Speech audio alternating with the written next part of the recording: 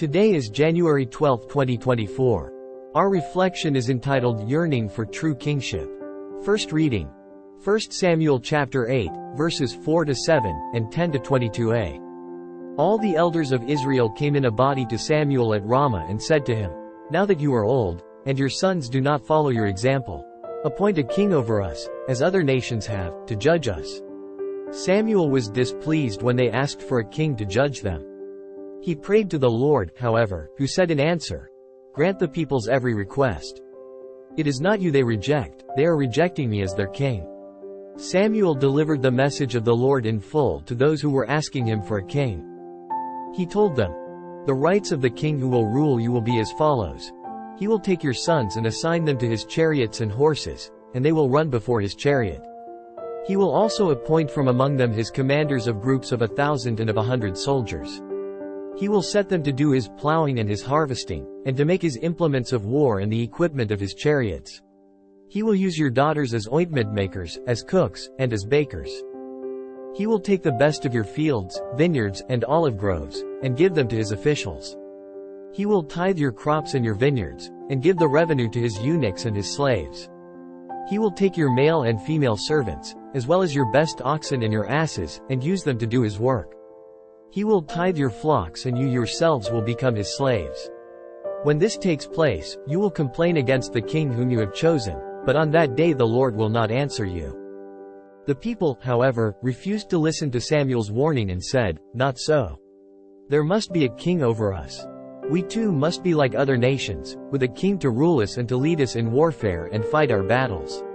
When Samuel had listened to all the people had to say, he repeated it to the Lord, who then said to him, "Grant their request and appoint a king to rule them."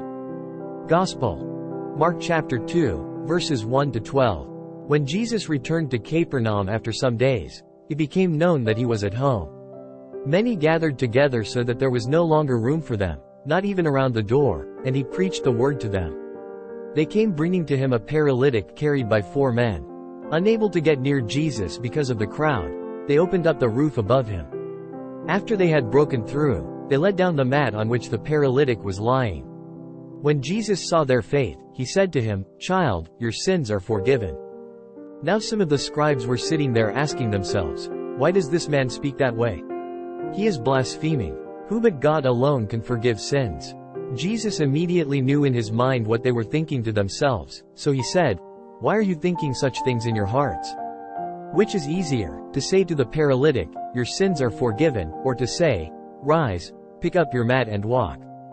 But that you may know that the Son of Man has authority to forgive sins on earth." He said to the paralytic, "I say to you, rise, pick up your mat, and go home." He rose, picked up his mat at once, and went away in the sight of everyone. They were all astounded and glorified God, saying, "We have never seen anything like this." The reading from the first book of Samuel unfolds a pivotal moment when the people of Israel, dissatisfied with the leadership of judges, demand a king to rule over them. Despite the warnings from Samuel about the potential pitfalls of human kingship, the people persist in their desire for an earthly ruler. This narrative invites reflection on the human tendency to seek security in tangible authority and power, often at the expense of trusting in God's providence. In the Gospel of Mark, we encounter the story of the paralytic lowered through the roof to reach Jesus for healing. Recognizing the faith of the paralytic and his friends, Jesus responds not only with physical healing but also forgives the man's sins. This episode reveals Jesus as the true king, exercising authority with divine compassion and addressing the deeper needs of the human heart. The connection between these readings lies in the exploration of authority and kingship. The Israelites' desire for a human king reflects a yearning for visible, tangible leadership, while Jesus, as the compassionate healer and forgiver of sins, embodies the true authority of God's kingship. Today, I will examine my own desires for earthly security and authority. Am I placing my trust solely in human systems and structures, or am I seeking the true kingship of God in my life? Inspired by the compassion of Jesus, I will extend empathy and forgiveness to those around me, recognizing that true authority is rooted in love and understanding. Additionally, I will strive to cultivate a deeper trust in God's providence, surrendering my anxieties about earthly power and allowing His divine authority to guide my path. If you found this video meaningful, I invite you to show your support by hitting the like, subscribe and share button, as this will help us reach more people with these reflections.